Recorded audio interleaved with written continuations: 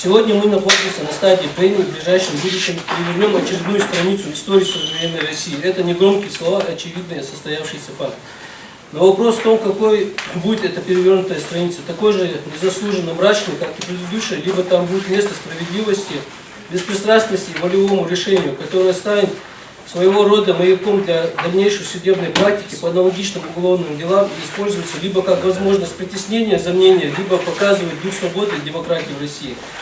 Надеюсь, что черная полоса, которая, вопреки закону и здравому смыслу, преследует этих уважаемых людей на протяжении почти 3 лет, закончится по милости милостивого, и суд своим решением покажет верховенство закона в демократическом правовом государстве России, каково оно является в силу статьи 1 Конституции Российской Федерации. Нужно помнить и не забывать, что свобода человека первична, и ни один человек не может быть осужден за свои политические, общественные либо религиозные взгляды. Ни один человек не должен быть лишен свободы за то, что вышел на улицу и высказал свое отношение к происходящим событиям в его стране и в регионе. Никто не может запретить думать, писать и говорить о недовольстве принимаемыми решениями властью, да и быть недовольным властью, действующей вопреки интересам народа. И быть недовольным подобной властью не преступление. В любом правовом государстве, каковым является и Российская Федерация, это называется демократические процессы. Так, моему подзащитному, многоуважаемому Барахоеву Ахмеду Османовичу следственными органами было предъявлено со стороны обвинения в ходе судебного заседания поддержано обвинение в совершении им преступлений, предусмотренных частью 3 статьи 33, частью 2 318, статьей 333.2 УК Российской Федерации, частью 3 статьи 239 и частью 1 статьи 282.1 Уголовного кодекса Российской Федерации. В ходе судебного следствия, уверенно можно говорить, было достоверно установлено, что Барахоев Ахмед Османович, также Ужахов Малсик Мусаевич, Мурсаг и Муса Асланович, Чемурзиев Барах Ахмедович, Хаутиев Багудин Адамович, Нагдиев Исмаил Мудович и Саутиева Зарифа Мухарбековна не совершали вменяемых им преступлений по следующим основаниям. Сторона обвинения на протяжении практически 11 месяцев представляла в суд фактические доказательства невиновности наших подзащитных, так как ни каждый по отдельности, ни в совокупности они не доказывают их виновность инкриминируемых преступлений, а наоборот доказывают их невиновность и непричастность к тому, в чем их пытаются сделать виновными. А позиция стороны обвинения, надо заметить, изначально была провальной и несостоятельной, так как ими был нарушен главный принцип уголовного судопроизводства в виде законности, обоснованности и мотивированности, указанной в статье 7 Уголовного процессуального кодекса Российской Федерации. Об основании предъявленного обвинения по части 3 статьи 33, части 2 статьи 318 Уголовного кодекса Российской Федерации сторона обвинения ссылается на то, что 27 ноября 2019 году в период с 7 часов 30 минут до 7 часов 40 минут Барахоев, находясь на площади перед зданием НТРК Ингушетия, расположенной по адресу Ингушетия, магазин Зязикова, 15, действуя с прямым умыслом совместно и согласованно с Чемурзиевым, Мальсаговым и другими организаторами митинга, осознавая общественную опасность своих действий, предвидя возможность наступления общественно опасных последствий в виде причинения сотрудникам оборонных органов вреда здоровью различной степени, желая их наступления, руководствуясь мотивом неприязни к политическим оппонентам в лице действующего руководителя органов государственной власти в Республике Ингушетия и желанием изменить существующую политическую систему из-за неудовлетворенности общественно-политической ситуации, в том числе процессом решения вопросов административно-территориального устройства республики, с целью воспрепятствования незаконной деятельности сотрудников правоохранительных органов по охране общественного порядка и обеспечению общественной безопасности, осознавая, что сотрудники подразделений Федеральной службы национальной гвардии являются представителями власти, то есть должностными лицами правоохранительных органов, наделенные в установленном законом порядке распорядителей полномочиями в отношении лиц, не находящихся от них в служебной зависимости. То есть я не буду дальше читать обвинительное по обвинительному заключению. Статья 33 Уголовного процессуального кодекса Российской Федерации указывает обстоятельства, подлежащие доказыванию. Так, при производстве по уголовному делу подлежит доказыванию события, преступления, время, место, способ, другие обстоятельства совершения преступления. Виновность лица в совершении преступления, форма его вины и мотивы, обстоятельства, характеризующие личность обвиняемого, характер и размер вреда причиненного преступления. В соответствии со статьей 8 Уголовного кодекса Российской Федерации основанием уголовной ответственности является совершение деяния, содержащего все признаки состава преступления, предусмотренного Уголовным кодексом.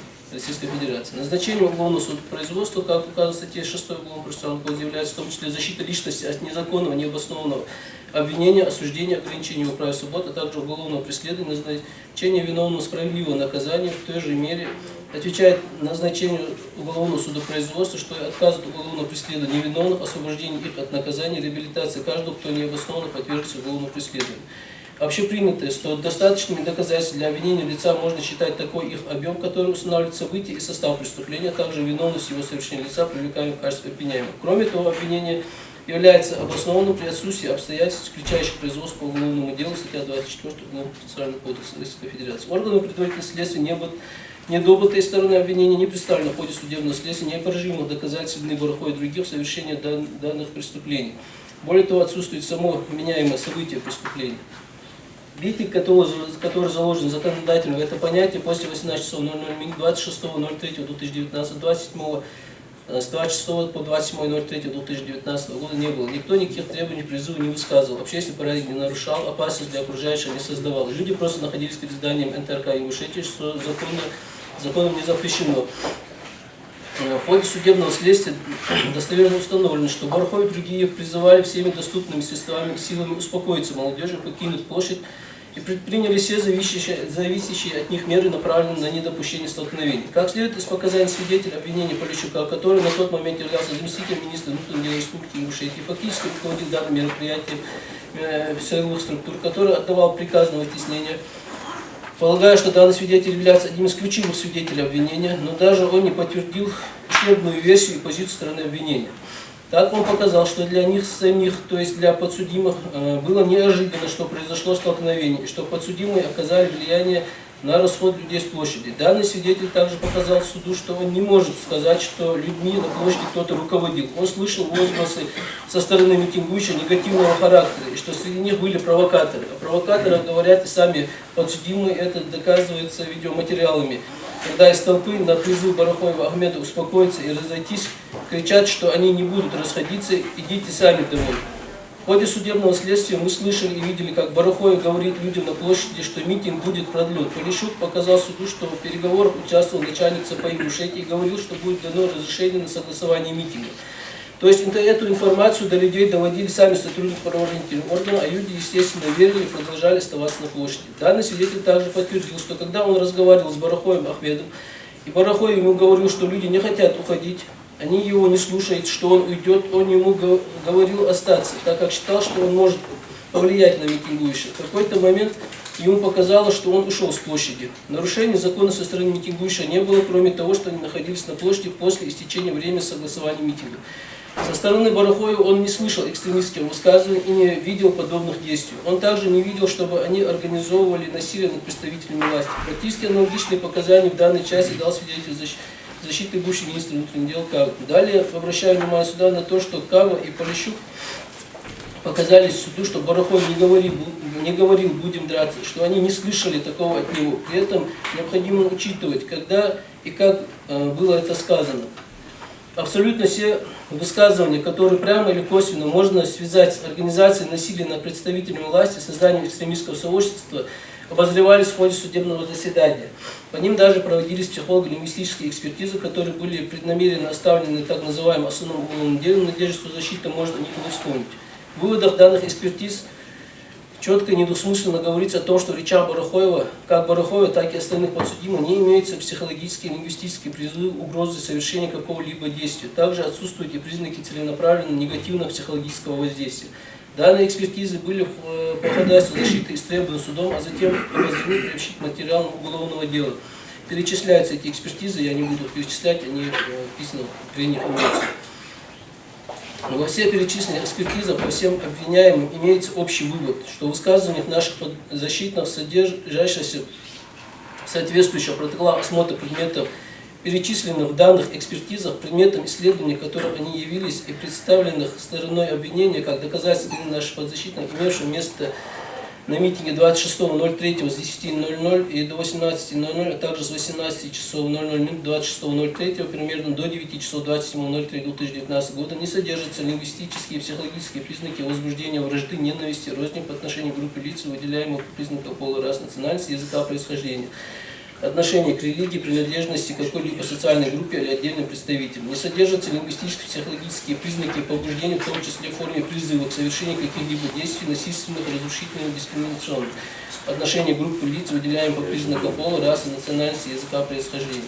Не содержатся лингвистические, психологические признаки угрозы совершения какого-либо действия в отношении группы лиц, выделяемых по признакам пола, расы, национальности, языка, происхождения.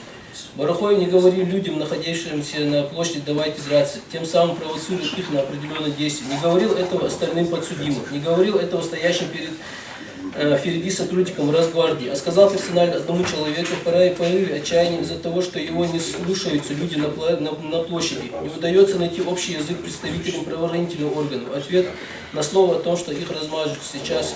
Это было простое эмоциональное высказывание, не имеющее за собой абсолютно ничего. Также важно обратить внимание суда на то, что этих слов не слышал ни один свидетель стороны обвинения либо защиты. При этом каждый может себе представить эту обстановку и поставить себя на место Барахова и задаться вопросом, а как бы он себя повел, что говорил на его месте. То есть сами силовики просили остаться Барахове на площади и не покидать его, хотя он был рад это сделать, в какой-то момент сделал, но его попросили вернуться на площадь, причем попросили те же сотрудники правоохранительных органов, а не люди на площади. Сторона защиты в ходе предварительного следствия в своей жалобе на постановление привлечения в качестве обвиняемого неоднократно и обоснованно указывал, что единственное основание для предъявления данного обвинения Барахове и другим является лишь субъективное мнение следователя, что является недопустимым, не отвечает требованиям статьи 17 Уголовного процессуального кодекса, что в случае непринятия адекватной меры реагирования на данном этапе хода предварительного следствия и последующем может быть совершена следственная ошибка, а возможно и судебная. Защита обращает внимание на то, что в данном уголовном деле отсутствуют какие-либо описания конкретных действий, времени, места, способ призыва или агитации, а также причинной связи между действиями обвиняемого и фактами привлечения ряда лиц к уголовной ответственности. Из материала уголовного дела очевидно, что причиной действий лиц, привлекаемых к ответственности за применение насилия в отношении сотрудников правоохранительных органов, были не чувства политической вражды Барахове и других главе Евкурову и их призыв, как голословно нам это пытается преподнести сторона обвинения, а необоснованные, незаконные, провокационные действия самих сотрудников правоохранительных органов, примененное силовое воздействие, которое являлось несоразмерным в конкретной ситуации, что и вызвало ответные действия со стороны находившихся на площади людей. Идет ссылка на то, что Барахоев и его якобы соучастник каким-то неизвестным и не указанным способом организовали причинение сотрудникам правоохранительных органов конкретно телесное повреждение в виде боли. И все это в течение 15 минут. Если это есть реальность, что этих людей нужно в инструктора брать в спецподразделения, а не пытаться лишить их свободы, так как подобных им на свете быть не может. Необходимо обратить внимание суда на то, что осужденные по части 1 318, часть 2 318 Уголовного кодекса не объявлены соучастниками организаторов экстремистского сообщества в рамках обвинений по данной статье Уголовного кодекса, действующего в соответствии с единым умыслом. Кроме того, в тексте обвинительного заключения указано, что насилие было применено к 67 представителям власти, из которых только 10 получили телесные повреждения различной тяжести, но при этом не указано, кто именно из непосредственно исполнителей применения насилия по версии обвинения этих повреждений нанес. Подобная конструкция обвинения не обоснована и незаконна. Доказательства стороны обвинения в виде представленной видеозаписи свидетельствуют и подтверждают, что именно сотрудники правоохранительных органов начали бить дубинками людей на площади под предлогом вытеснения, что вызвало ответную реакцию. В период утренней молитвы Али позволили себе кощунство по отношению к мирно молящимся людям, бросив светошумовую гранату и спровоцировав людей на эмоции, которые в последующем только подогревали сотрудников правоохранительных органов. Эти видеозаписи доказывают, что наши подзащитные невиновны. Доброшенный свидетель защиты Дзенко показал суду, что он видел, как сотрудники Росгвардии начали бить стариков, что и побудило его на ответные действия. На видеозаписи мы видели, как данные сотрудники бьют людей дубинками, кидают в них турникет, то есть применяют насилие в отношении них. А действия людей лишь являются ответной реакцией на самозащиту. Все допрошенные в ходе судебного следствия ранее осужденные лица Нальгиев, Хамхоев, Асканов, Зязиков, Ушигуров, Аздоев, Барханоев, Ажигов и другие показали, что их никто не организовал на применение насилия, что они испытывали личную неприязнь Евкурова, и никакой авторитет подсудимых для них не сыграл значения и не оказал воздействия на принятие ими действий в отношении сотрудников Росгвардии.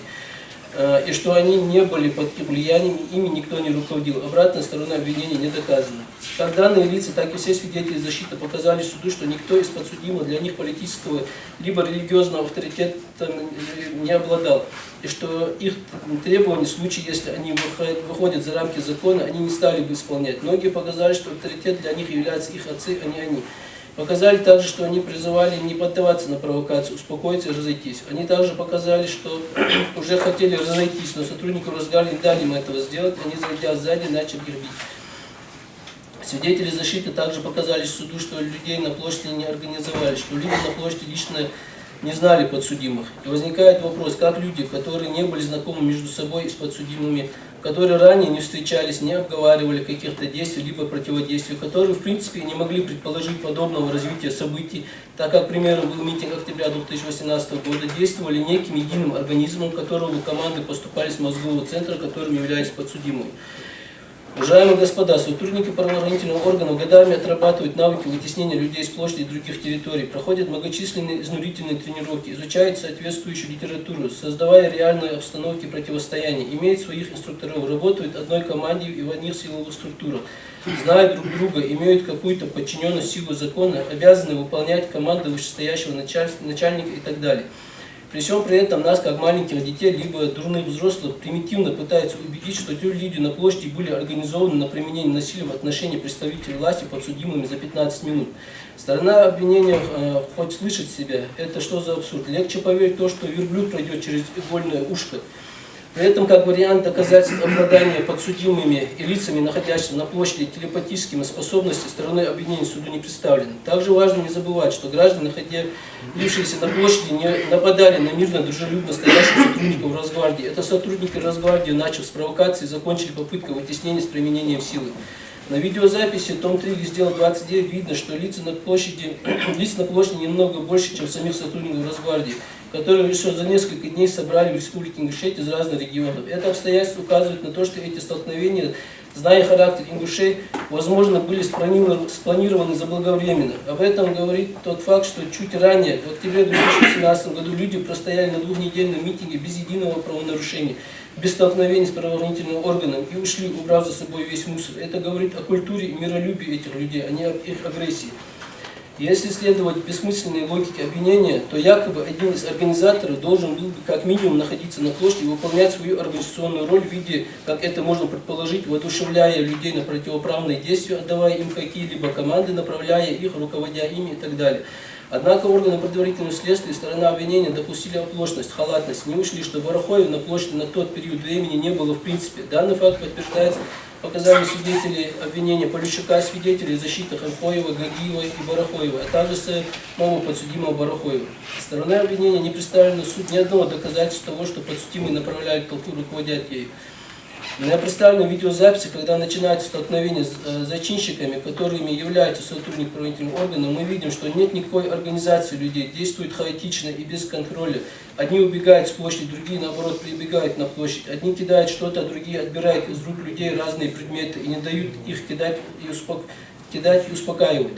Барахоев и остальные подсудимые способствовали своими действиями тому, чтобы люди покинули площадь. Они всеми силами пытались успокоить молодежь и призывали их не поддаваться на провокации, не допустить столкновения. Они своими героическими действиями, как и сотрудники Ингушского ППС, не допустили кровопролития на площади. Однако, видимо, этот подвиг подсудимых помешал планам властей усугубить ситуацию, и данная деэскалация, видимо, была не нужна. Том 8 раздел 2650, видеофайл 052 144 053 452. Барахоев говорит, что мы не пришли сюда драться, успокойтесь, мы будем действовать в рамках закона. Том 94 раздел 53 135, протокол осмотра предметов. На 114 листе обращение Барахоева датировано еще за день до митинга с просьбой ко всем, кто придет на митинг, соблюдать закон и приличие на митинге, так как они собираются там, чтобы потребовать от власти соблюдения законов и Конституции. И в случае обращения сотрудников МВД слушаться их и соблюдать порядок, уважение к ним проявлять. То есть что есть опыт двухнедельный. Мы показали всему миру, как мы умеем это делать. Я думаю, что мы не изменим своим правилам и проведем этот митинг достойно, без нарушений всяких. Хорош назначенный стороной обвинения экстремисты призывают еще за день до начала митинга строго соблюдать закон и проявлять уважение к сотрудникам правопорядка. И действительно, на двухнедельном осеннем митинге 2018 года не было ни одной стычки, ни одного замечания. Митинг был продлен. И все были уверены, с учетом данного слова начальника УГО МВД СКФО Бачурина, что продлят митинг. И в том, что случилось, есть и большая степень их вина, так как обнадежив людей, они допустили вероломный поступок со своей стороны. По версии стороны обвинения, люди в марте месяце в этот холод вышли на митинг днем и остались там ночевать, испытывая трудности, без сна, без еды, без удобств, уставшие, чтобы на следующий день быть в течение 15 минут организованными, так как можно сказать, что условия почти казарменные, и в дальнейшем подраться сотрудники правоохранительных органов, испытывая политическую вражду. Обратите внимание не к ним, а к главе региона. Я допускаю, что может быть кому-то и смешно, но подобное юмористическо-фантастическое описание сценария в обвинительном заключении, к сожалению, не вызывает ни смеха, ни улыбку. У граждан страны это вызывает вполне обоснованное возмущение, так как страдают из-за этого законопослушные граждане России. Однако действительно реальность такова, что народ вышел не для этого и остался не для этого. Народ вышел от безысходности, уставший от многолетней коррупции, от бесправия и притеснения со стороны власти. Доказательством чему являются видеоматериалы, которые обозревались в ходе настоящего судебного заседания, на котором Барах Чумурзиев, Ахмед Погоров документально обосновали масштабы коррупции в республике во власти. Это и подписание, и в дальнейшем сомнительным образом узаконенное соглашение по границе. Это устроенные по некой ошибке компьютера десятки тысяч жителей республики в ГУПы. Это выпавший абзац из закона о референдуме. Это якобы построенные на федеральные денежные средства социальные объекты и многое-многое другое. Люди устали от всего этого и вышли мирно выразить свое несогласие, но вместо того, чтобы быть услышанными властью, получили силовой, а в последующем и правовой беспредел, за которым наблюдал и наблюдает практически без малого весь мир. И вот за это действительно стыдно. Пока людей не спровоцировали и не начали вытеснять дубинкой, они тихо и мирно стояли, не нарушали общественный порядок, не выкрикали лозунгов и не держали транспаранты. Никаких оснований для силового вытеснения мира, находящихся на автомобильной парковке, людей не было. Люди просили соблюдать Конституцию Российской Федерации, законы Российской Федерации, что удивительно, просили и требовали это от власти. Сегодня требовавшие соблюдать закон превратились в лице власти преступников. Тротуарная плитка, которая якобы была заранее заготовлена по версии стороны обвинения, на осмотренных видеозаписях крыша слева, крыша справа и других представленных видеозаписей, но в особенности в видеозаписи мачта вправо, мы это отчетливо видели, и сторона защиты обращала на это внимание суда, как люди после того, как сотрудники Росгвардии подошли сзади и начали свое так называемое вытеснение с площади дубинкой и силой, одна группа лиц, которая находилась далеко сзади сотрудников Росгвардии, начала вырывать тротуарную плитку с площади, находящейся с правой стороны от НТРК, и кидать ею сотрудников. И необходимо заметить, что из основной толпы не был брошен ни один камень или плитка. О том, что эта плитка ранее данных событий находилась на площади, доказательств стороны обвинения суду не представлены. После того, как люди покинули площадь, там опять собрались люди, и начальник ЦП Ингушетии звонил Барахову, просил вернуться и увезти их с площади. Этого и опасался Ахмед, прося подождать, пока не подойдут люди. И эти опасения были не напрасны, как показало развитие последующих событий. Ни один из запрошенных в судебном заседании свидетелей не сказал, что они экстремисты, либо склонны к тому, что они организовали насилие не только в отношении представителей власти, а в отношении вообще кого-либо. Свидетель обвинения Сапролив, один из руководителей МВД Ингушетии, показал суду, что нарушения общественного порядка не было со стороны лиц, находившихся на площади. Показал, что увидел, как Барахов и Чумурзилов отталкивали людей и просили их разойтись. Показал, что Барахов сказал, что люди его не слушаются. Он боялся, что что-то случится. И Эльжаркиев, начальник ЦП Ингушетии, говорил, что люди не слушаются Барахова. Он также общался с Мальсаговым. После первой попытки вытеснения он видел, как Мальсагов говорил: «Расходитесь». Он боялся провокации, поэтому не ушел. А про Суетиева он вообще ничего не знает. Ужахову, Барахову, Мальсагову удалось уговорить эту молодежь, и они покинули площадь. Показал также, что на площади не было камней, и понять не может, откуда они взялись, и что митингующие хотели лишь одного, чтобы их услышали, что землю передали неправильно. Видел, как Барахов с палкой придерживал людей и не пускал их. Думает, что Барахов остался на площади, чтобы успокоить людей, и что со стороны подсудимых он не видел провокации. Показал, что он видел, как Барахов ушел с площади. Показал, что никто там не руководил толпой, ею невозможно было руководить. И он не видел, чтобы подсудимые призывали к насилию.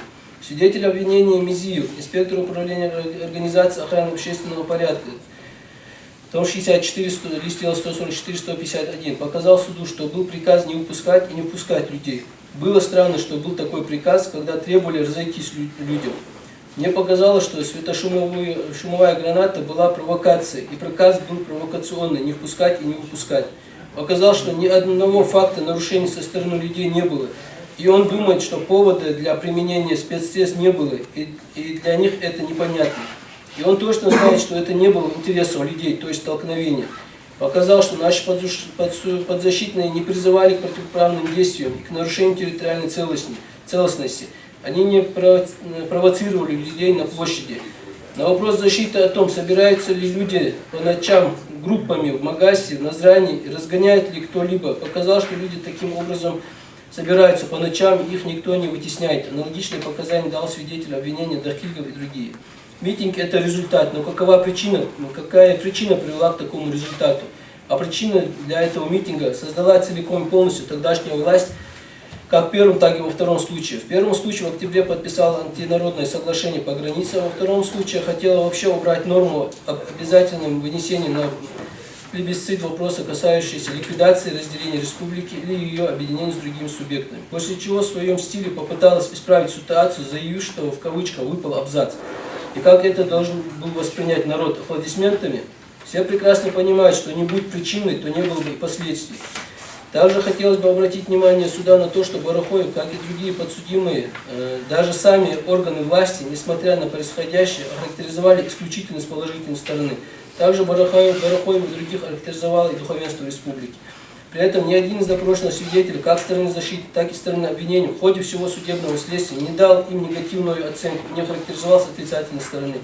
О чем это говорит? А говорит это о том, что они в силу своей культуры, воспитанности, набожности не способны на совершение преступлений, тем более вменяемо. Как говорили многие свидетели в ходе судебного заседания, сегодня и здесь судят не их, а судят народ.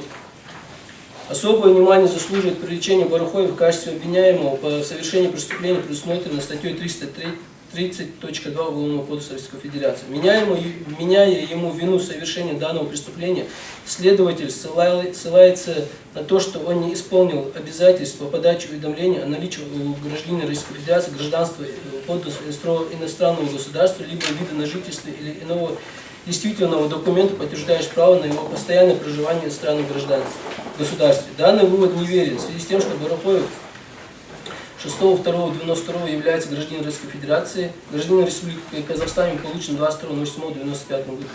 В части 3 статьи 6 Федерального закона 68 31.05.2002 года о гражданстве Российской Федерации сказано, что если иное не предусмотрено международным договором Российской Федерации или федеральным законом, гражданин Российской Федерации, имеющий также иное гражданство, либо вид на жительство, или иной действительный документ, подтверждающий право на его постоянное проживание в странном государстве, обязан подать письменное уведомление о наличии иного гражданства или документа.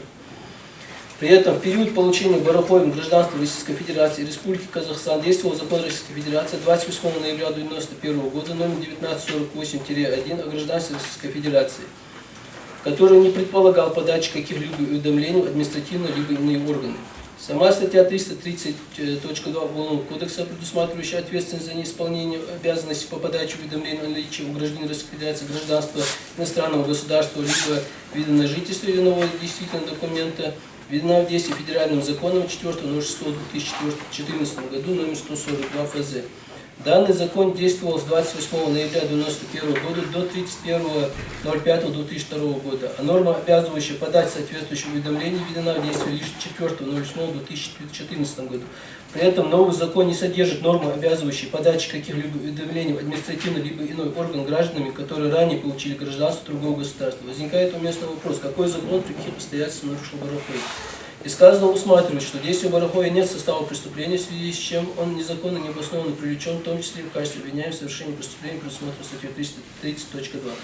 Статья 54 Конституции Российской Федерации гласит: закон, устанавливающий или отягчающий ответственность, обратной силы не имеет. Никто не может нести ответственность за деяния, которые в момент его совершения не признавались правонарушением, если после совершения правонарушения ответственность за него устранялись, смягчена применением нового закона. Самым формулируется правило о действии, устанавливающего юридическую ответственность закона во времени. Данное конституционное установление является по своему характеру универсальным.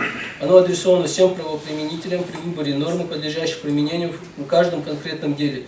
Обязательно для законодателя при принятии им норм о введении закона в действие и, наконец, касается всех видов юридической ответственности. Определение Конституционного суда Российской Федерации от 6.01.2001 года номер 1 О.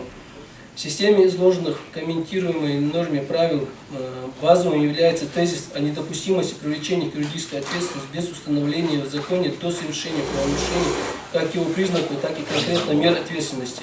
Это требование охватывает по существу и запрет обратной силы закона, устанавливающий или усиливающий ответственность. Из него вытекает также недопустимость привлечения к ответственности на основании аналогии, то есть отсутствие прямого запрета конкретного правонарушения в законе. Иное противоречило бы конституционным принципам юридической ответственности, к которым наряду с требованием статьи 54 Конституции относится также принцип правовой определенности и соразмерности ответственности. Пункт 2.1 мотивировочной части постановления Конституционного суда 20.04.2006 года номер 4Б.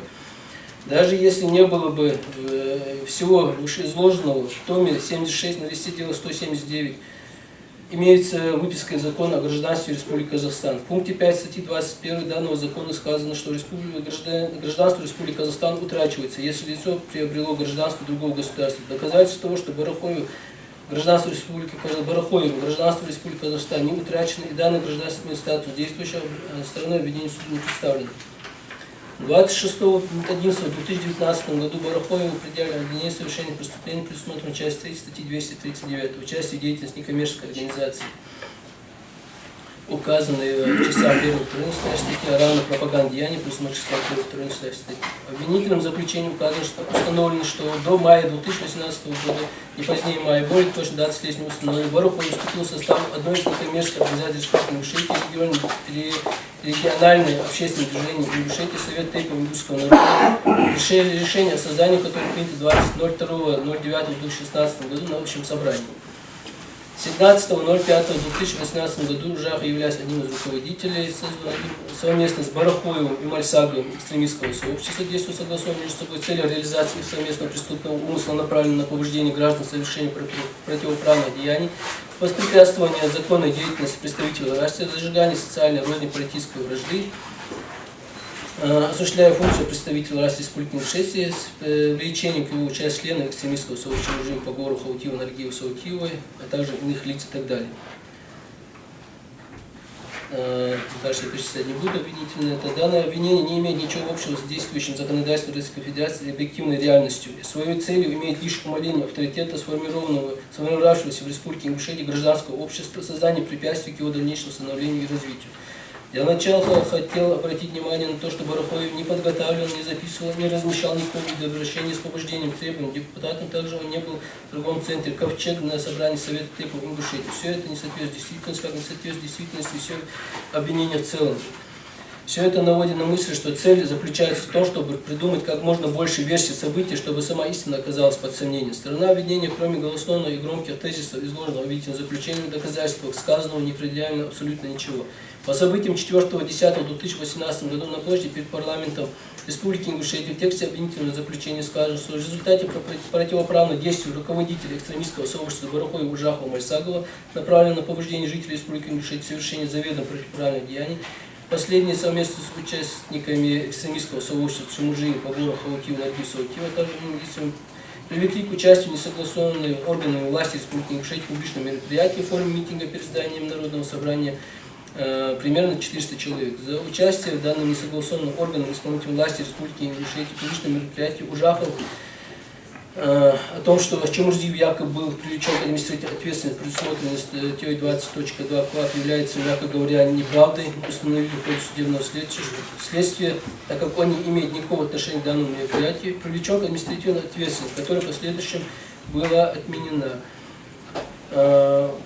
Почему же тогда, если они по версии стороны обвинения являются организаторами несанкционированного митинга, не привлечены по соответствию статье КоАП Российской Федерации к административной ответственности как организаторы, а Барахоев и другие подсудимые не привлечены даже как участники, не говоря уже об организации? Разве требование представить право избирателю выбирать главу региона является экстремизмом? Разве те, кто вышел в этот день 2.06.2018 году, требовали и призывали дать это право народу антиконституционным или антизаконным способом? Нет, конечно. Они просили внести соответствующие изменения в закон, чему подтверждение видеозаписи, которые обозревались в ходе судебного заседания. Почему народ Ингушетии лишен этого права и почему он не может высказать свое несогласие по этому поводу? Может, у обвинителя есть ответ? Если обвинение не соответствует объективной реальности, то оно должно быть хотя бы логичным. В нашем деле мы наблюдаем картину, когда нет абсолютно никакой связи с реальными событиями и вменяемыми преступлениями. Более того, напрочь отсутствует даже логичность описания якобы преступных действий нашим подзащитным. Данные обстоятельства делают выдвинутое обвинение не то что недоказанным, а и недоказуемым, но даже неубедительным. В событиях, проходивших в Ингушетии в 2018-2019 году, есть место гражданского подвига. Здесь слышен голос гражданского общества, здесь есть патриотизм, единение народа и надежда на справедливость, но нет одного.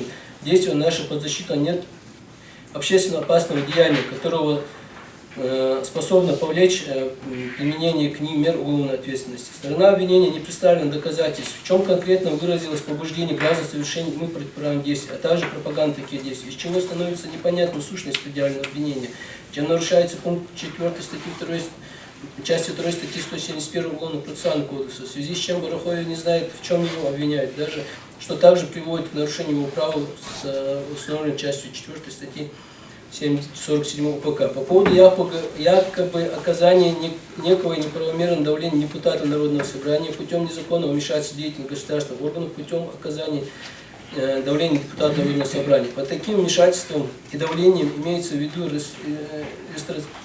ретроспективное выяснение позиции депутата при голосовании по вопросу о изменении границ. Однако и эти действия нельзя расценивать как направленные на совершение преступлений экстремистской направленности, поскольку они, во-первых, имели место уже после состоявшего волеизъявления депутатов. При этом жители Республики Ингушетия избирали этих депутатов, имеют полное право спросить, как они исполняют свои обязанности в интересах избирателей. А во-вторых, эти действия, опять же, не содержат в себе каких-либо действий, призывов, тем более преступных, сопряженных с попыткой насильственного изменения основ конституционного строя, насильственного захвата власти и тому подобное. По словам допрошенного в судебном заседании парламентариев Евлоева, Мамилова, Аздоева и остальных, они самостоятельно, без принуждения, приняли приглашение граждан провести встречу в Духовном центре мусульман с целью ответить на волнующие жителей республики вопросы, так как обязаны регулярно проводить встречи со своими избирателями, информировать их о проделанной работе, а место встречи не имеет никакого значения. Все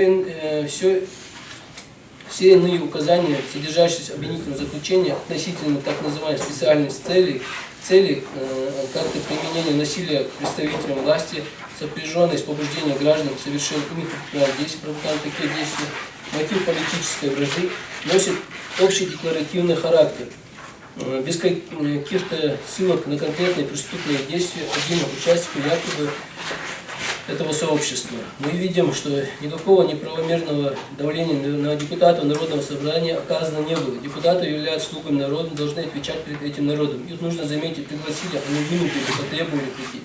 И пригласили их избиратели, а не Барахоев, отдельности или Совет Тейпа Ингушетии. Их пригласил ингушские Тейпы, которые составляют народ Ингушетии.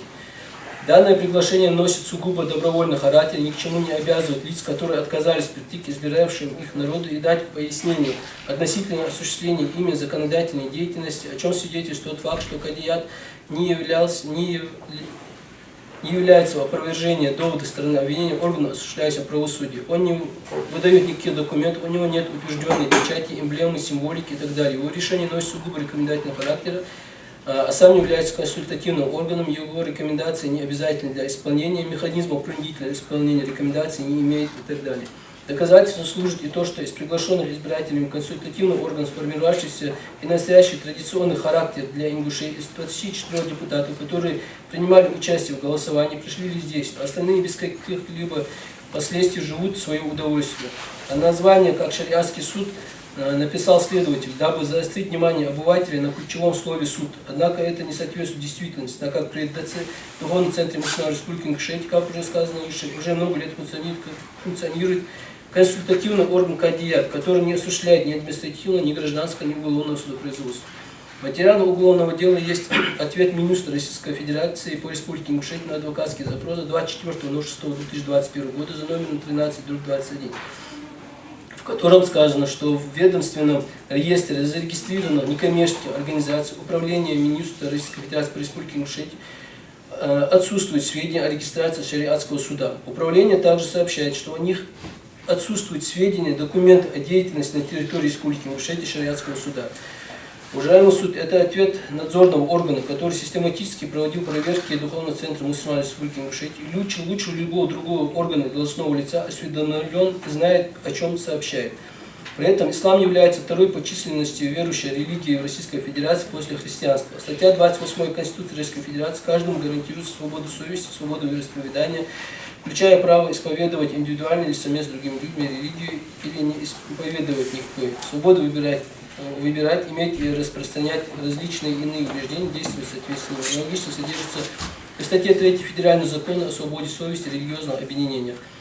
Федеральное собрание Российской Федерации в Федеральном законе о свободе совести и религиозных объединениях, подтверждая право каждого на свободу совести, свободу вероисповедания, а также на равенство перед законом, независимо от отношения к религии, к убеждениям, основываясь на том, что Российская Федерация является светским государством, признавая особую роль православия в истории России, становление и развитие ее духовности и культуры, уважая христианство, ислам, буддизм, иудаизм и другие религии, составляющие неотъемлемую часть исторического наследия народа России, считая важным содействовать достижению взаимного понимания, терпимости, уважения вопросов свободы совести и свободы вероисповедания.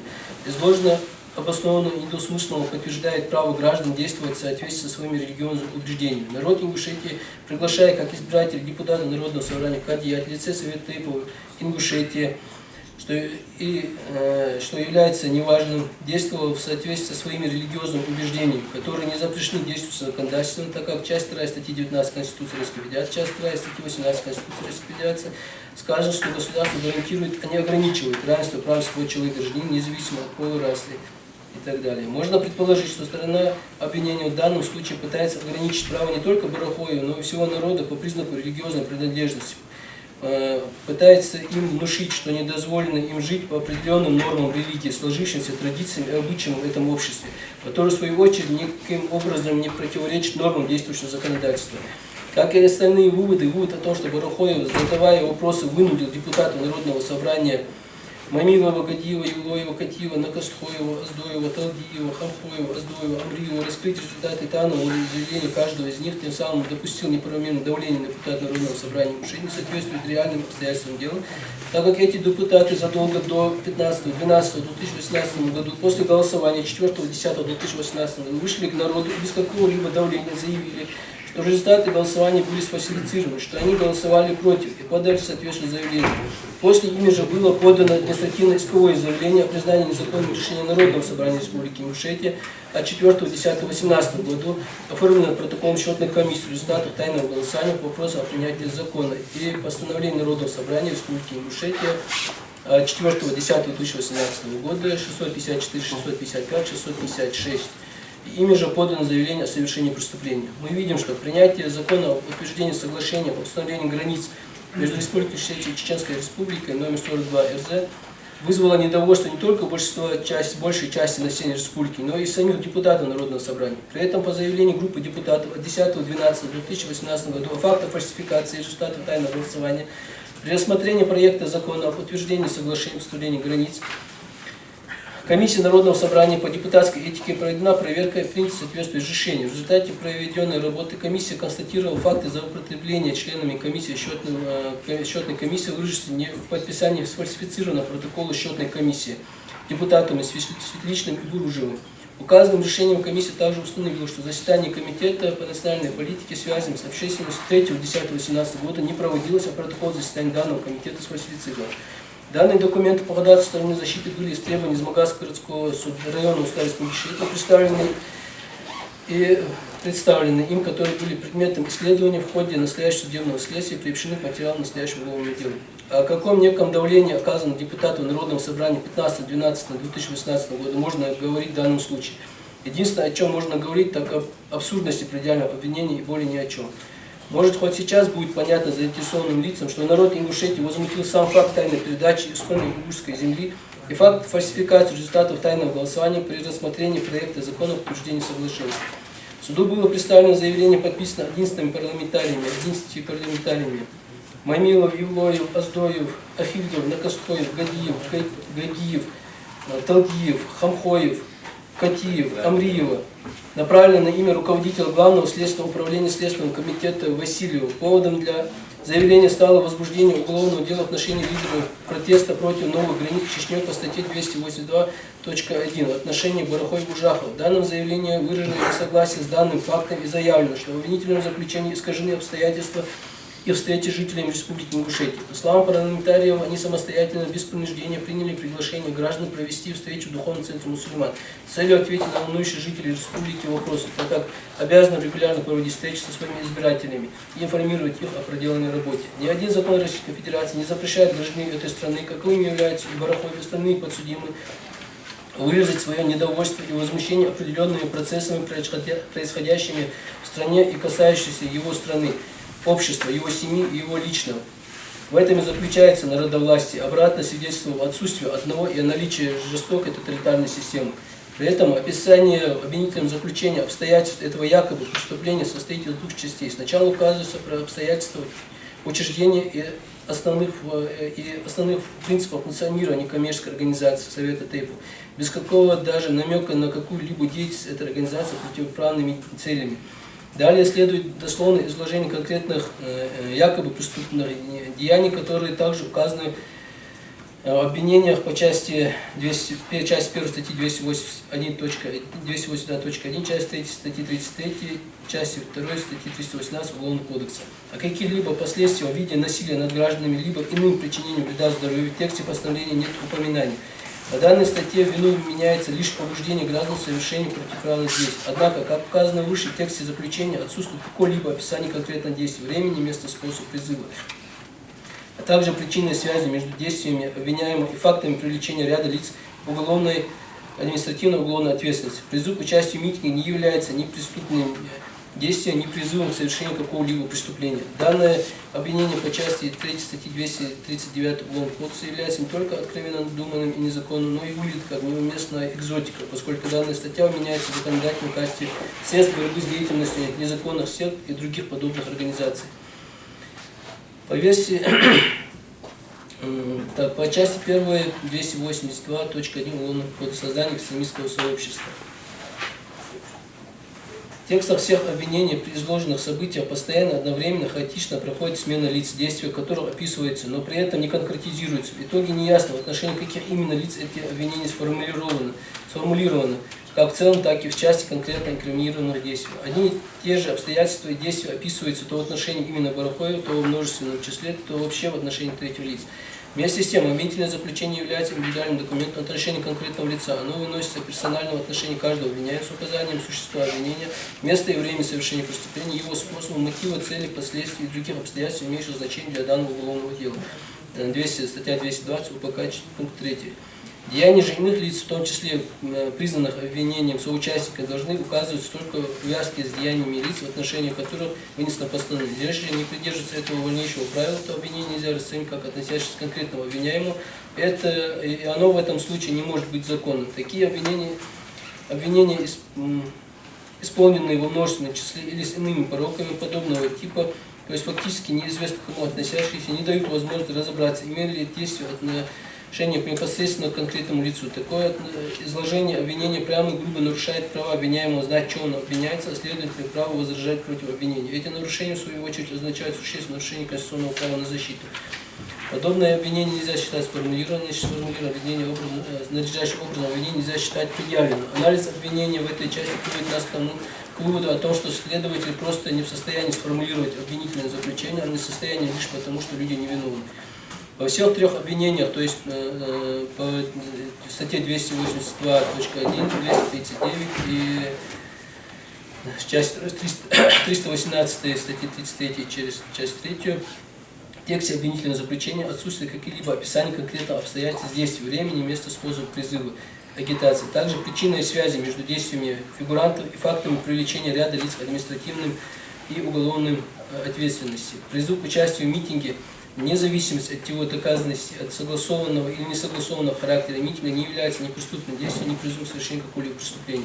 Все описанные в обвинительном заключении деяния, связанные с проведением массового мероприятия 2.06.2018, 4.10.2018, 27.03.2019 году, даже если бы они и были совершены, не являлись действиями по подготовке к совершению каких-либо преступлений экстремистской направленности. Следовательно, они не могут свидетельствовать о создании деятельности экстремистского сообщества. В таком случае, если есть неопровержимый факт, доказывающий, что такое сообщество нареченное громким и страшным именем, как экстремистское, не существовало в принципе с участием нашей подзащитной. Если бы имело место якобы его создание не позднее мая 2018 года, так как говорится в телевизионной передаче «Что, где, когда», внимание, вопрос, почему наши подзащитные показали полное бездействие и не приняли никаких мер, направленных на пропаганду, агитацию, призыв, не делали обращений, когда утверждали на третий срок Евкурова должности главы Республики Ингушетия. Ведь у этой якобы экстремистской организации был яркий повод и основание выступить против вновь назначаемого, а позже и назначенного Евкурова, в связи с имевшимся якобы политической враждой и ненавистью к нему. Барахов и другие подсудимые также не были на митинге граждан Республики 25.09.2008 году в городе Сунжа по вопросу передачи земли. Не было их и на митинге 26.09.2018 году, который прошел при въезде в столицу Республики, город Магаз. Более того, имея согласованное на проведение митинга 31 октября, 1 и 2 ноября 2018 года, эти назначенные экстремисты люди отказались от его проведения, так как цель была достигнута. Конституционный суд Республики Ингушетия вынес свое историческое и справедливое решение по заявлению группы депутатов Народного собрания. Хотя мы видели и обозревали в ходе судебного заседания видеоматериалы и позиции других лиц, которые являются свидетелями обвинения, которые требовали не заканчивать митинг, что нужно требовать отставки главы региона и так далее. По этому поводу даже возникла словесная перепалка. Этой группе лиц было заявлено Ужаховым, что у нас одно требование – это земля, земля и земля. Если вы хотите выдвинуть другие требования, то подавайте уведомления и проводите свой митинг. А нам обвинительным заключением говорят, что формами, методами деятельности экстремистского сообщества является планирование, подготовка, организация массовых мероприятий, в том числе несанкционированных. Хороши экстремисты, каковыми они являются по версии стороны обвинения, имея такие возможности, не воспользоваться ими и самим же отказываться от даже санкционированных акций.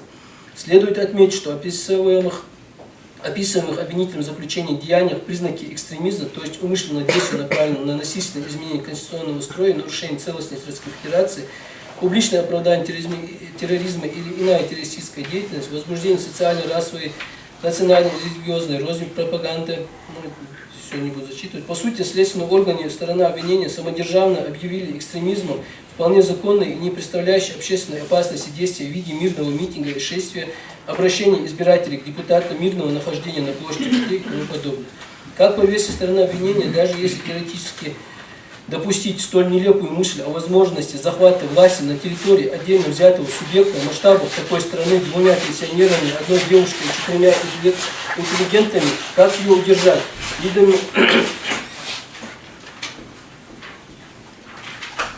Видимо, что первым пришло на ум, то и написали, даже не стараясь выложить логическую цепочку своим вымышленным событиям. Как уже ранее говорилось, Барахоев не был знаком с остальными подсудимыми, не участвовал в акции 2.06.18 года, не был привлечен к административной ответственности. Об этом подсудимые говорили как в ходе предварительного расследования, так и в ходе судебного заседания. Не доверять этим показаниям нет оснований и повода, так как они логичны, последовательны, не противоречат установленным в ходе судебного заседания обстоятельствам. Хочу заметить, что Барахоев в акциях, в которых он действительно принимал участие, не оставлено правоохранительным органам без внимания, и по этим событиям, то есть октября 2018 года и марта 2019 года, он был привлечен к административной ответственности, которые позже были отменены. Возникает уместный вопрос, а почему нет таких взысканий по событиям июня 2018 года, хотя в отношении ее участников были применены меры административных взысканий, которые также были позже отменены. Сторона обвинения на сегодняшний день не способна представить суду доказательств не только существования некого экстремистского сообщества, созданного не позднее мая 2018 года, но и доказательств того, что Барахоев и остальные подсудимые были даже просто знакомы в указанный период времени. Важно отметить, что Барахоев сам сказал о его знакомстве с Чумурзиевым, видел его в больнице города Санкт-Петербург, когда он лежал там в связи с проведенной операцией на коленный сустав, и заочно с Хаутиевым, с которым у него сложились неприязные отношения. Эти показания подтвердили сами допрошенные Чумурзиев. В обвинительном заключении указано и далее неоднократно в других местах, что Барахоев и его якобы соучастники обвиняла политическая вражда к главе Республики Ингушетия с целью его смещения с политического поста. Политическая вражда как практически, так и теоретически возможна только между политическими противниками. Возникает уместный вопрос, а кто из подсудимых прямо или косвенно подпадает под определение политик? Ответ совершенно очевиден – никто. В доказательство защиты также представлен ответ на адвокатские запросы избирательной комиссии Республики Ингушетия. Потому что Барахоев за всю его жизнь являлся зарегистрированным кандидатом в депутаты Народного собрания 3-го созыва в 2003 году. и тот таковым не стал. Стремящиеся к власти всегда используют все доступные механизмы и средства через каждый избирательный срок и выставляются во власть, осуществляют какую-либо политическую деятельность органов исполнительной и законодательной власти, либо выступают в качестве функционера политических партий и так далее. Иное означало бы, что он с палкой пытался насильственно изменить основу конституционного строя или насильственно захватить власть. И это в 2019 году в России, которая является мировой державой. Я вас призываю, не порочьте Россию. Никто не отрицает негативного отношения к деятельности бывшего главы региона. И именно это отношение сторона обвинения пытается трансформировать в политическую вражду. Доброшенные в ходе судебного заседания свидетели показали, что негативное отношение к его деятельности было в основной части населения республики. Доказательством негативного отношения к деятельности Евкурова со стороны населения является также и поданное в приемную администрацию президента России обращение за подписью свыше 51 тысяч человек, которые требовали в том числе его отставки. Данные доказательства имеются в материалах уголовного дела, представленных стороной защиты. Так что же получается, по логике обвинения? В основной части населения имелась политическая вражда, и свыше 51 тысяч человек в регионе, по версии обвинения, являются политиками, которые испытывали политическую вражду к главе региона и пытались его сместить с политического поста. Если говорить о любой форме неприязни в виде вражды, но только в контексте Евкуров подсудимым, да и к людям, которые вышли на митинг в связи с несогласием с его пагубной политикой в регионе в целом, о чем ярко свидетельствует его разговор с секретарем Совета Безопасности Республики, в котором он как некий надзорный орган требует от Совета Безопасности взять на жесткий контроль расследования уголовного дела по сопротивлению и самым жестким образом наказать особенно организаторов митинга, что он будет добиваться уголовного преследования всех организаторов митинга, и что их надо просто взять и сажать в тюрьмы. А также самым жестким образом наказать и всех, кто катался в ночь после этого на машинах с флагами. Также видеозапись имеется материал дела. Здесь важно обратить внимание на то, что основной негатив и акцент идет именно на организаторов митинга. И что мы смогли наблюдать после этого разговора. А стали мы свидетелями следующего. Людей по совершенно надуманной и не имеющим ничего общего с реальностью основанием действительно посадили. В отношении них начались уголовные преследования. Их объявили организаторами применения насилия над представителями власти. Их объявили экстремистами. Их же обвинили в создании некоммерческой организации, пагубно влияющей на людей. Если следовать федеральному закону о прокуратуре Российской Федерации, то полагаю, что стороне обвинения следовало быть повнимательны в своих выводах и обвинениях. Также дополнительно сообщается, что обвиняемые якобы допустили незаконное вмешательство в деятельность органов государственной власти путем оказания давления. Заявление 11 депутатов уже было оглашено, я повторяться не буду, они из обвинения в обвинение повторяются в обвинительном заключении. Обстоятельства создания экстремистского сообщества. Обвинительным заключением моментом начала формирования якобы экстремистского сообщества указано не позднее мая 2018 года. Из текста постановления также следует, что именно Барахой совместно с Жахом и Мальсаговым якобы создали такое сообщество. Далее следует утверждение, что формой и методом его деятельности являлись планирование, подготовка, организация неких массовых мероприятий, в том числе несанкционированных, которые также воспрепятствовали деятельность органов власти и управления, в том числе путем видеообращения через сеть интернет. При этом само событие обстоятельств создания этого сообщества не описано вовсе. Его привязка к маю 2018 года никак не объяснена. Подобное изложение событий является пустым и голословным утверждением о неких неведомых событиях, из которых явно невозможно сделать какие бы то ни было выводы правового характера. Если даже за точку отчета принять указанные исследователям некие первые события, якобы относящиеся к экстремистской деятельности в июне 2018 года, то такой вывод о дате создания якобы сообщества экстремистского все равно является голословным, ибо в любом случае обстоятельства именно его создания описания отсутствует. Здесь также важно отметить, что на вопрос защиты о том, располагало ли МВД по республике решить информацию о создании нашими подзащитными некого экстремистского сообщества на территории республики не позднее мая 2018 года, бывший министр внутренних дел Кава ответил, что такими сведениями он не располагал. Если подобное сообщение имело место быть, то не знать данный свидетель, как министр внутренних дел, просто не мог, даже в силу того, что подобные якобы сообщества создаются и действуют не каждый день. Это очень редкое явление. А для Ингушетии, насколько я знаю, это вообще первое подобное уголовное дело. Алишер Борутов, который являлся начальником оперативного штаба во время протестов, сообщил, что вся оперативная информация стекалась к нему. Его в подчинении также находилось ЦП по республике Ингушетия. Борутов пояснил, что сведений о создании экстремистского сообщества Мусой Мальсаговым, Малским Ужаховым, Ахмеду Барухове не было. О том, что эти позиции обвинения соответствуют действительности, можно сказать, является результатом вседозволенности, как отмечают наши подзащитники с политическим контекстом, ярко иллюстрируют совместные фотографии якобы экстремистов и создателей некоммерческой организации, побуждающих граждан к противоправным действиям с правоохранителями, сделанного в октябре 2018 году спустя полгода с точки отчета его якобы создания. На представленной фотографии стороной защиты запечатлены эти якобы создатели экстремистского сообщества с такими должностными лицами органов внутренних дел, как начальник ЦП МВД по Республике Ингушетия, министр внутренних дел по Республике Ингушетия, а также, надо заметить, глава ГУ МВД по СКФО Бачурин. Эти якобы экстремисты также встречались и с полномочным представителем президента Российской Федерации СКФО Матониковым и начальником управления президента Российской Федерации по внутренней политике Яриным, с которыми встречались, надо сказать, 2 раза за одним столом. Мы все прекрасно знаем и понимаем, что будь эта версия обвинения хоть частично правдивой, то власть однозначно не допустила бы подобных фотографий и встречи с этими якобы преступными элементами, якобы дискредитирующими его. Описание обстоятельств функционирования. Деятельность характеризовалась сплоченностью, согласованностью действий, стабильностью, контролем над членами, поддержанием внутренней дисциплины, соблюдением мер конспирации, взаимозаменяемостью. Однако это криминализующий признак сообщества лишь голословно продекларирован. А далее в обвинительном заключении нет никаких фактических данных о том, каким образом все это обеспечивалось, какие меры конспирации при этом применялись. Кроме того, по поводу устойчивости и стабильности сообщества в самом обвинительном заключении также есть неразрешимые противоречия, ибо там содержится множество данных об участии в нем неких неустановленных соучастников, также установленных лиц, причастность которых к своему сообществу, исходя из текста, не ясна. В материалах уголовного дела имеется биллинг телефонных соединений подсудимых, в котором можно увидеть соединение с октября 2018 года. При этом, имея возможность, орган предварительного расследования не приобщил к материалам уголовного дела аналогичный биллинг с мая 2018 года, предполагаемого периода создания мистического экстремистского сообщества. Это как же так получается-то? По версии обвинения, они конспирировались до октября 2018 года и перестали это делать после октября 2018 года. Что же случилось?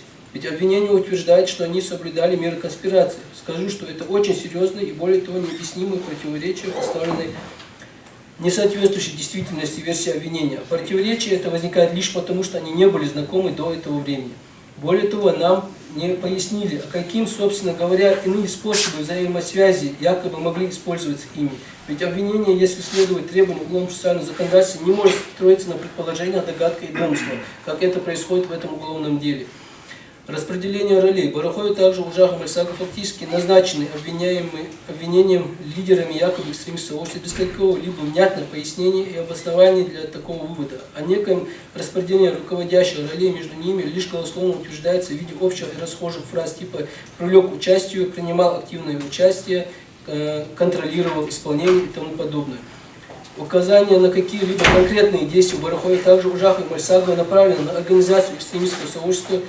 Управления его деятельностью обвинительного заключения нет. Роли же них якобы участников мнимого экстремистского сообщества в обвинительном заключении определенным образом расписаны. Это Чемурзиев, Погоров, Нальгиев, Саутиев и Хаутиев.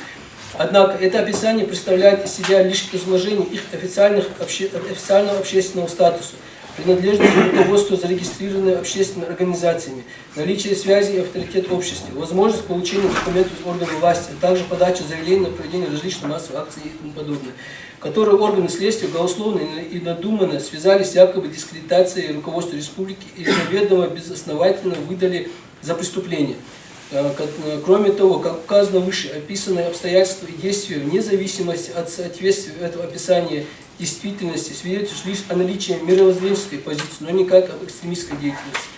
Финансирование. Вкратце описано, указано, что на то, что это финансирование состояло из личных взносов организаторов и участников экстремистского сообщества, не носившее систематического характера представления безвозмездного указанным лицам в пользовании членов экстремистского сообщества материальных ценностей, компьютеров, мебели, иных средств, а также по средствам поступления в распоряжение руководителей экстремистского сообщества денежных средств из иных неустановленных в ходе следствия источников, в том числе благотворительных пожертвований жителей Республики Ингушетия, не освобожденных от преступной умысле организаторов. В таком описании вообще нет данных о роли отдельных обвиняемых финансирования, о его хотя бы примерных размерах, о местах и способах внесения, накопления или хранения денежных средств. Главное, нет сведений конкретно профинансированных преступлениях, экстремистских действиях.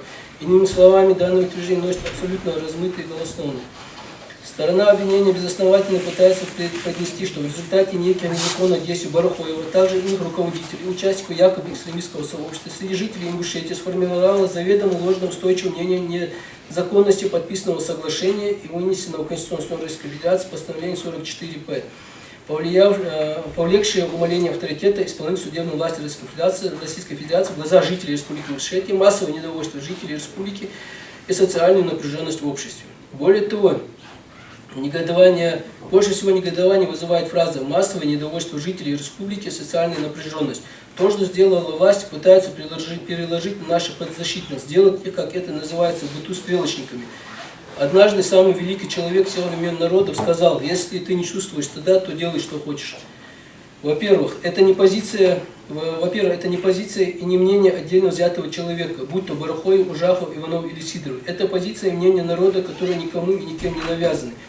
Ее и не надо навязывать. Люди сами являются очевидцами притеснительных действий со стороны власти в отношении них. При этом, каким бы ухищрением не прибегали власти в целях узаконить данное соглашение и сформировать у людей некое устойчивое мнение о том, что все в рамках закона и что все так и должно быть, ведь это не поможет. И это очевидно для думающих, для кого не безразлична стабильность в нашем общем доме.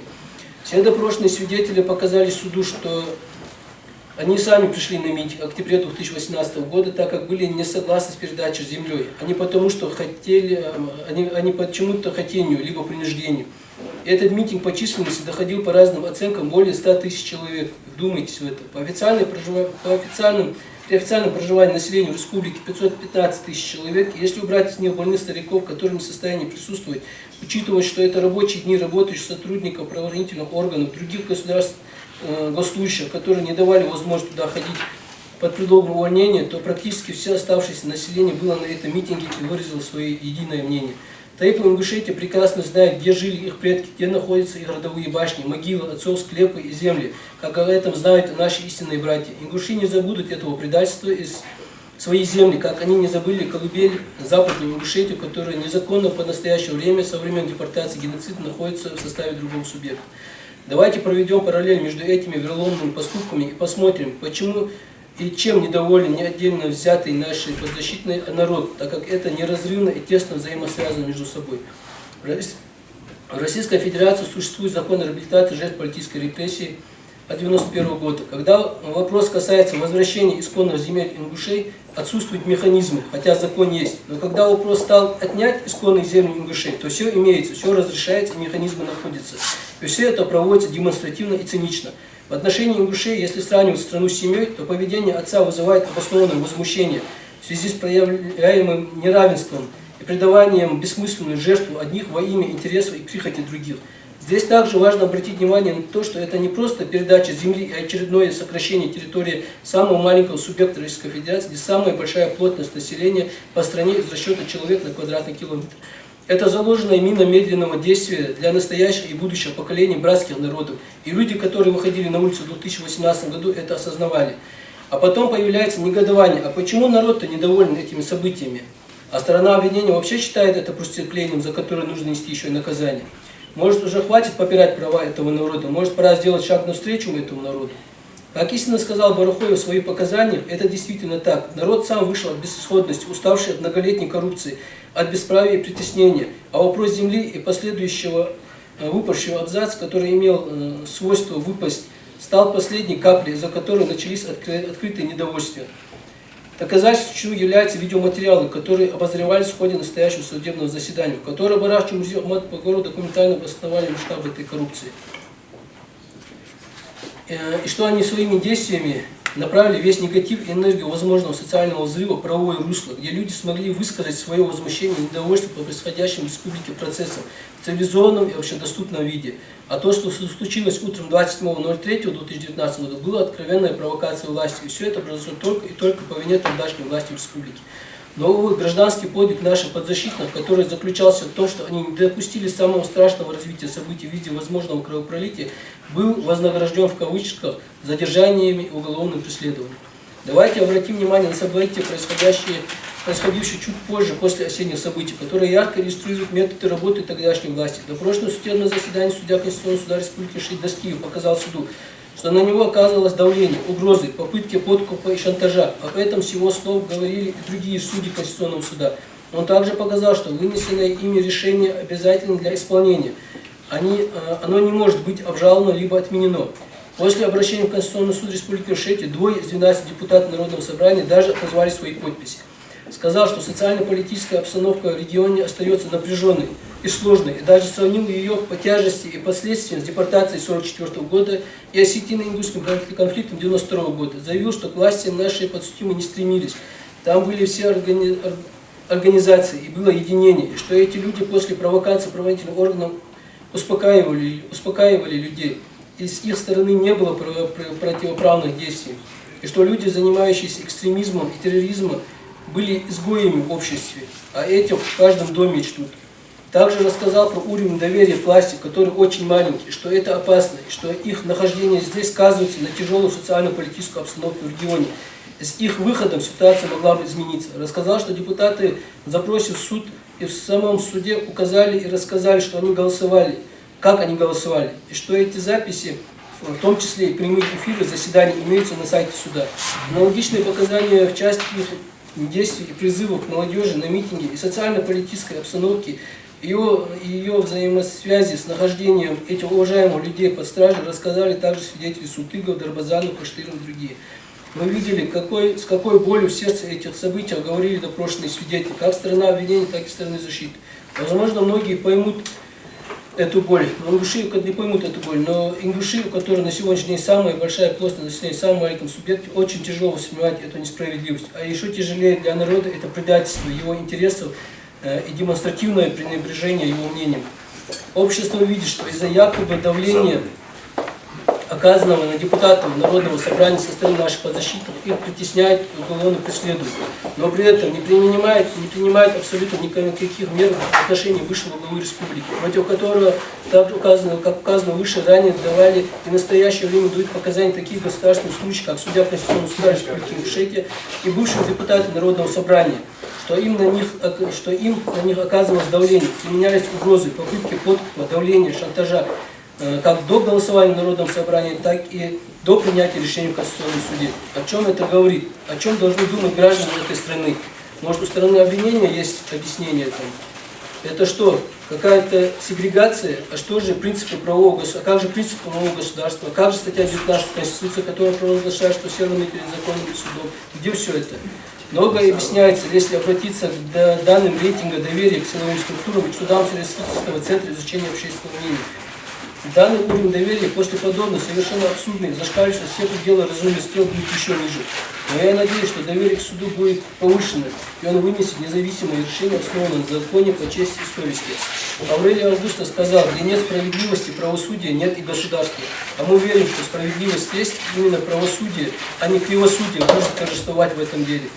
Далее в своих речах, когда они ставили под сомнение легитимность достигнутого соглашения по границе между Республикой Ингушетия и Чеченской Республикой, они вполне законно и обоснованно, как жители Республики Ингушетия, ссылались на постановление Конституционного суда Республики Ингушетия 19.30.10.2018 года, в котором закон Республики Ингушетия 4 октября 2018 года от утверждения данного соглашения признан несоответствующим Конституции Республики Ингушетия.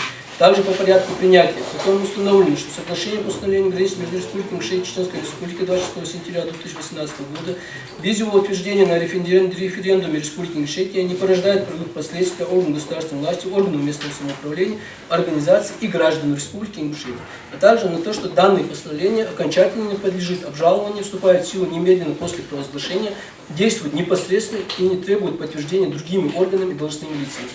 Люди руководствовались и руководствуются данным судебным актом, так как считают его объективным и аргументированным. Это не отнять даже под страхом необоснованных уголовных преследований и репрессий. А все дело в том, что их в этом, если следовать букве закона, а не прихотям, запретить никто не может и не должен. Их обвиняют в том числе и в том, что они хотят руководствоваться вступившим в законную силу одним решением суда в регионе, вынесения которого они проживают, и не хотят руководствоваться другим решением суда. Тогда как оба решения суда вступили в силу, оба имеют юридическую силу. Этот вопрос на сегодняшний день не может разрешить государство и ее судебная система в целом, так как здесь налицо юридическая коллизия. А власть требует это от ингушского народа, и в частности от нашего подзащитного, но при этом не говорит как. Совершенно слепое обвинение.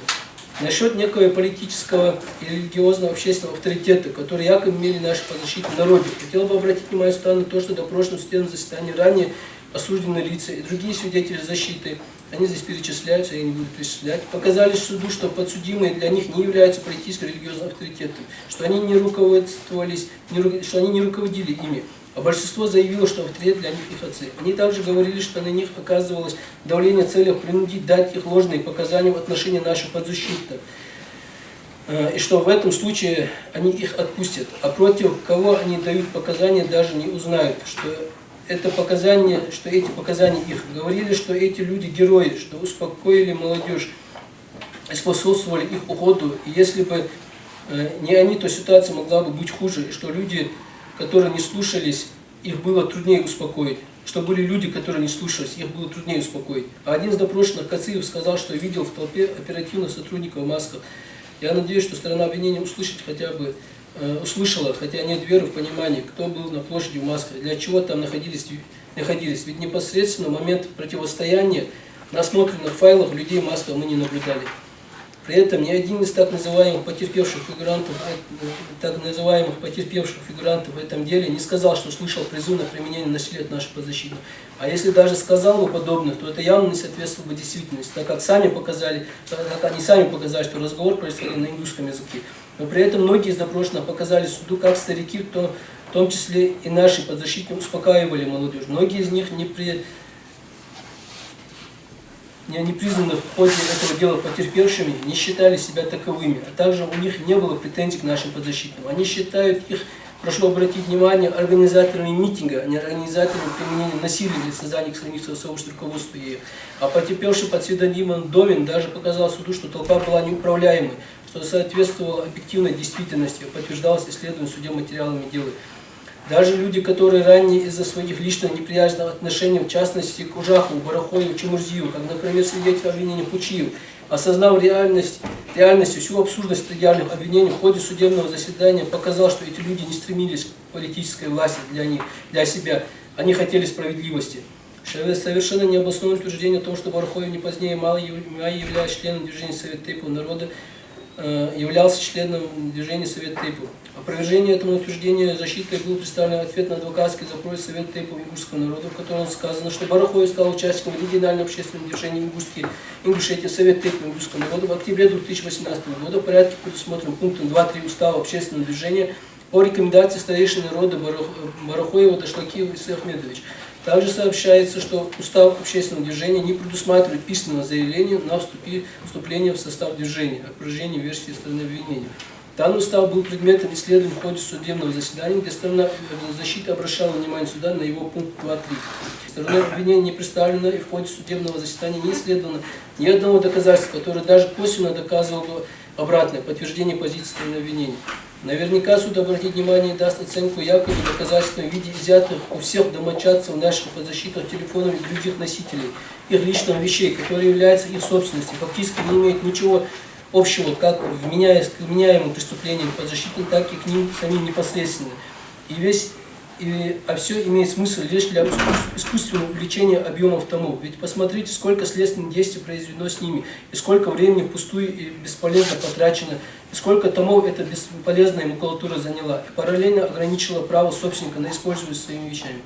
Я вижу здесь еще одну позицию – навредить как можно больше, чем и как угодно. Ведь сторона обвинения не пояснила нам, какую именно доказательную базу они несут для данного уголовного дела, как не пояснила и вообще, какие именно доказательства доказывают их позицию. В качестве доказательств также был представлен акт проверки номер 5, том 50-95, листела 48-60 органов государственного контроля регионального общественного движения Ингушетия Совет Тейпов народа, в котором отсутствует подпись проверяющего заместителя начальника управления министра Часыгова, что прямо противоречит требованиям административного регламента, утвержденного приказом министра Российской Федерации 30.12.2011 году за номером 456.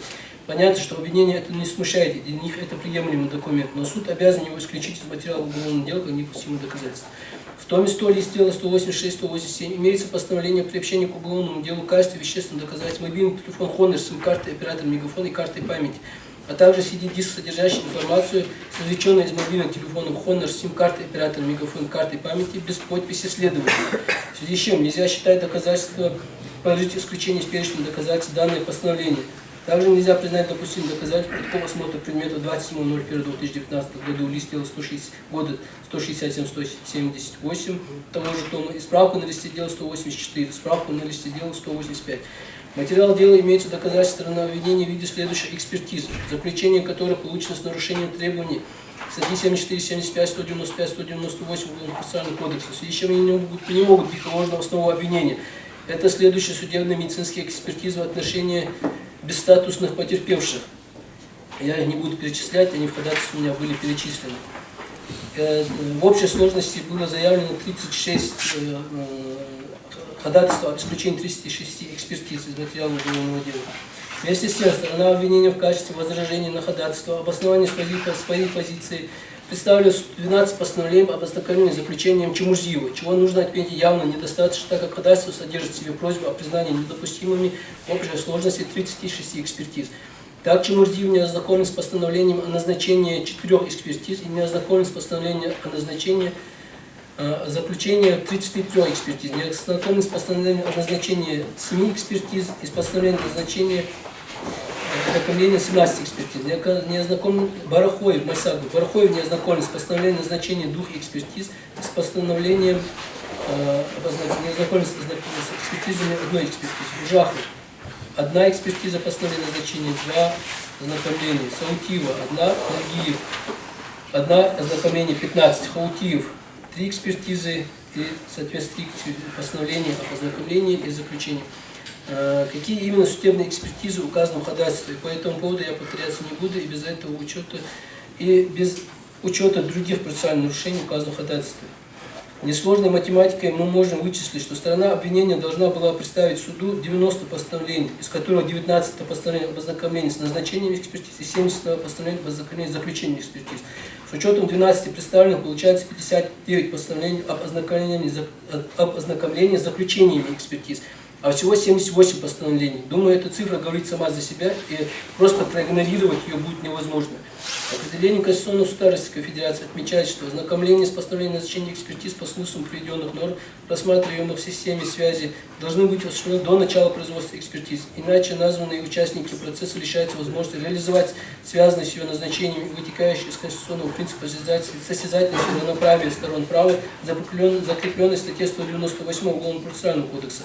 Данное требование части 3 статьи 195 распространяется на порядок назначения любых судебных экспертиз, носит императивный характер и обязательно для исполнения следователем, прокурором и судом на досудебной стадии судопроизводства во всех случаях. Аналогично следует из пункта 8 постановления Пленума Верховного Суда Российской Федерации номер 28 2010 года о судебной экспертизе по уголовным делам.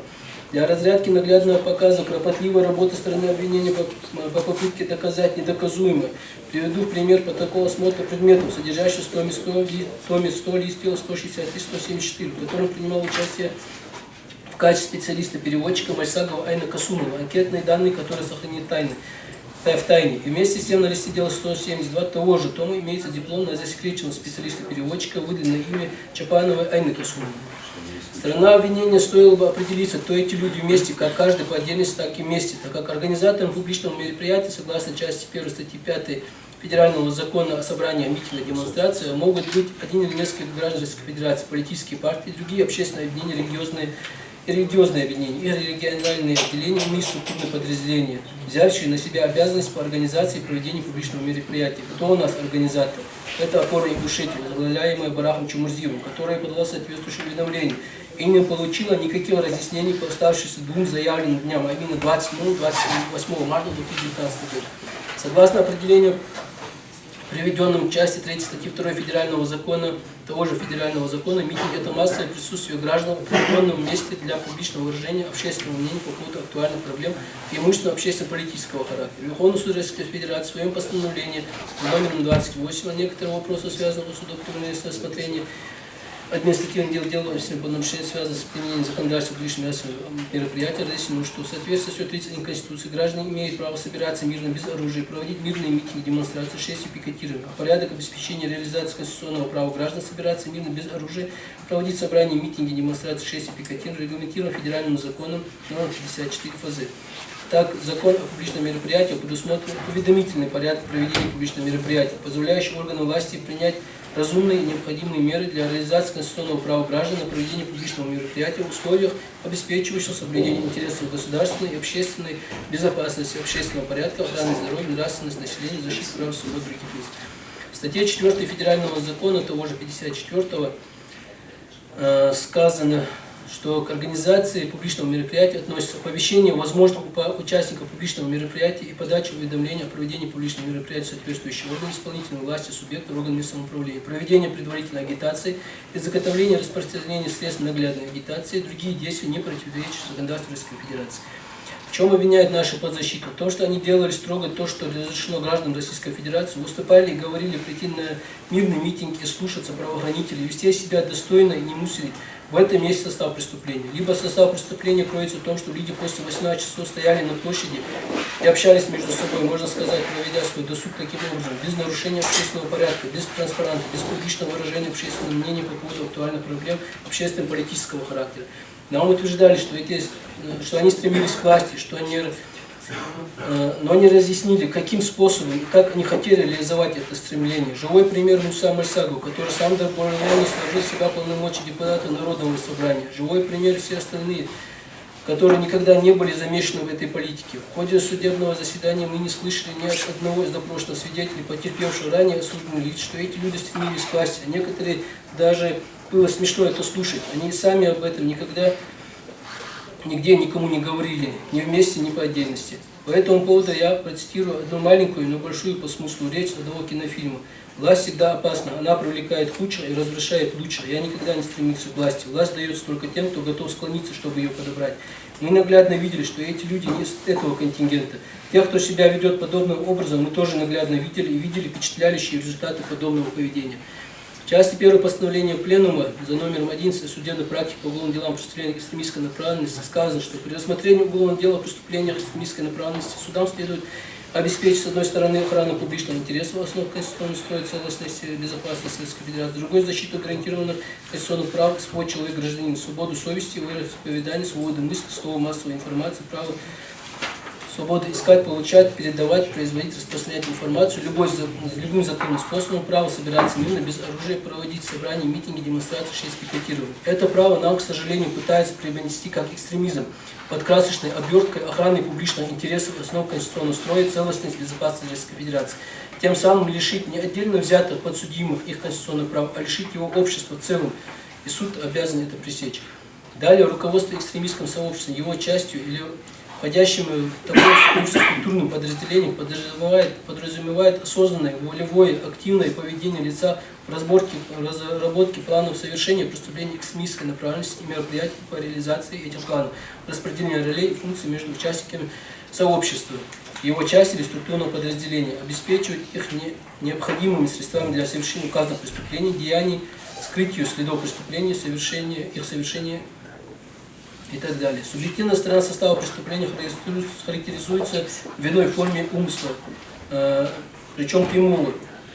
Иными словами, лицо осознает, что его действия направлены на создание экстремистского сообщества, на руководство таким сообществом, его части структурного подразделения, либо на создание объединения организаторов, руководителей, иных представителей частей или структурных подразделений такого сообщества является общественно опасным и желает их совершения. При создании объединения организаторов, руководителей и так далее разряд обязательно признаков и числа факультативных для квалификации деяний как преступлений приходят цели содеянным, разработка планов и условий его совершения, преступления экстремистской направленности. Кроме этого, существуют внутренние мотивы собственного экстремистского сообщества, характеризующие его как таковое.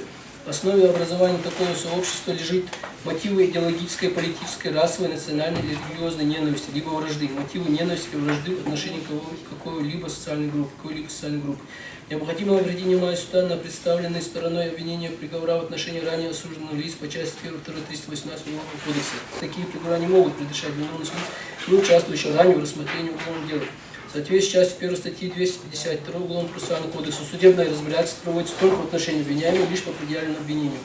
При этом, как уже сказано, выше данные осужденные не объявлены соучастниками совершения обвиняемых преступлений нашей подзащитной.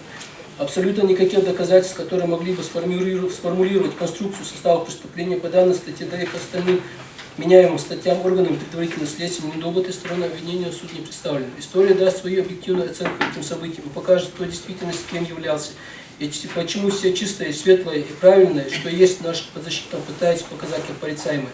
С одной стороны, вина подсудимых инкриминируемых преступления доказывается лишь одним голословным утверждением стороны обвинения, а их невиновность с другой стороны доказывается видеозаписи, билинг телефонного соединения, показаниями свидетельств обвинения стороны защиты, показаниями самих подсудимых, показаниями ранее осужденных лиц и в общем всеми материалами уголовного дела. В ходе рассмотрения настоящего уголовного дела все утверждения стороны обвинения, виновности, доказанности совершения вменяемых преступлений нашими подзащитными потерпело сокрушительный провал, так как был установлен неоспоримый факт отсутствия самого события преступления именно по вменяемым статьям нашей подзащитной. Соответственно, если нет самого события преступления, то не может быть и состава преступления.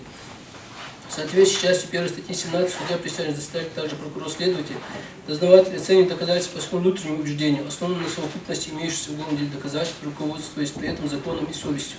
В силу части 1 статьи 67 Гражданского процессуального кодекса, решение которое должно быть принято в рамках закона, понятно всем и не только подсудимым защитникам, а всему обществу в целом, которое на протяжении почти 3 лет наблюдает и сопережает этим благородным людям, которые органы власти сделали не преступниками, а мучениками. Каким оно будет? Мерилами этого будет в первую очередь условия независимого суда, а во вторую совесть, с которым должен остаться в совещательной комнате. Все, что происходило в Ингушетии в последнее время, это действительно историческое событие в рамках всей страны. Это первые уголовные дела, имеющие подобную конструкцию, и людей, вовлеченных в нее. Людей, осужденных в рамках этих событий. Решение Конституционного суда Республики Ингушетия, Конституционного суда Российской Федерации, имеющие неразрешаемую в рамках действующего законодательства правовую коллизию. Последующие за этим событиями решения о ликвидации уставных конституционных судов, недоверие к власти со стороны общества, социально-экономическое, социально-политические потрясения, огромный разрыв отчуждений между обществом и государством и многое другое, но только негативное. Это вызывает обоснованную тревогу. Внимание также заслуживает то обстоятельство, что все качества, присущие горцу, да любому достойному мужчине, которые испокон веков в народе воспалялись и воспевались, орган предварительного следования пытался превратить в порицание, а также то же самое пытается сделать сторона обвинения. История даст свою оценку этим событиям, покажет, кто действительно является героем, а кто антигероем, чьи действия были направлены на созидание и стремление светлого будущего, чьи являются вероломным предательством, также насколько законно обоснованно и беспристрастно были возбуждены расследования уголовного дела в отношении достойных граждан страны. Уважаемый суд, с одной стороны, вина подсудимого преступления доказывается лишь ни одного доказательства, как в отдельности, так и в совокупности, которое могла бы хоть как-то подтвердить позицию стороны обвинения, суду не представлено. Да и не может быть представлено, так как таких доказательств просто нет и быть не может. В обществе осталась лишь последняя надежда в этой правовой вакханалии на справедливое зерно, которое будет в дальнейшем способно вырастить, дать свои плоды законности и проложить мост между обществом и властью. И это последняя надежда, справедливость по отношению к подсудимым со стороны суда и принятия решений. Ведь многие свидетели защиты показали суду, что единение общества и государства на сегодняшний день в республике можно достичь лишь справедливостью по отношению к нашим подзащитным. А справедливостью они считали их оправдание освобождения из-под стражи. Независимость суда не должна подвергаться сомнению ни с субъективной точки зрения участников судебного процесса, ни с объективной точки зрения, выражающих публичный интерес и авторитетной и пользующейся доверием обществу судебной властью. Соответственно, решения, выносимые именем Российской Федерации, должны быть не только формально законными, но и восприниматься обществом как справедливые, беспристрастные и безупречные, служащие целям эффективной судебной защиты. Единственное решение, которое будет воспринято его участниками, обществом в целом как законно и справедливо, это оправдание подсудимых по всем предъявленным вымышленным обвинениям. Завершая свою защитительную речь, хочу сказать, что это не уголовное дело из ряда вынесли, вступило в силу и забыли. Это дело из ряда несущего в себе исторически значимые события не только для ингушского народа, о котором не забудут никогда.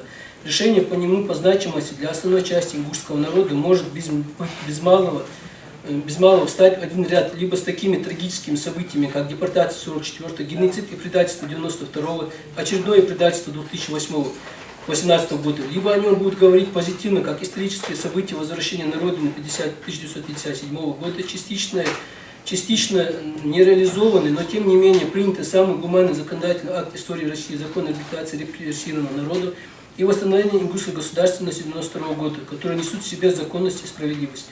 В связи с отсутствием не только прямых, но и косвенных доказательств создания экстремистского сообщества, то есть организованной группы лиц для подготовки к совершению преступления экстремистской направленности, а равно руководству таким экстремистским сообществом, участие в деятельности некоммерческой организации, деятельность которой сопряжена с побуждением граждан совершения иных предприятий, деяний, а равно пропаганды таких деяний, и организацию применения насилия, опасного для жизни, для здоровья в отношении представителей власти, в связи с исполнением их служебных должностных обязанностей, прошу суд оправдать Барахоева и остальных подсудимых по предъявленному обвинению в связи с отсутствием событий вменяемого преступления, а Барахоева по обвинению в совершении преступления предусмотрено 330.2 УК, оправдать в связи с отсутствием его действий в составе преступления с признанием за ними права на реабилитацию.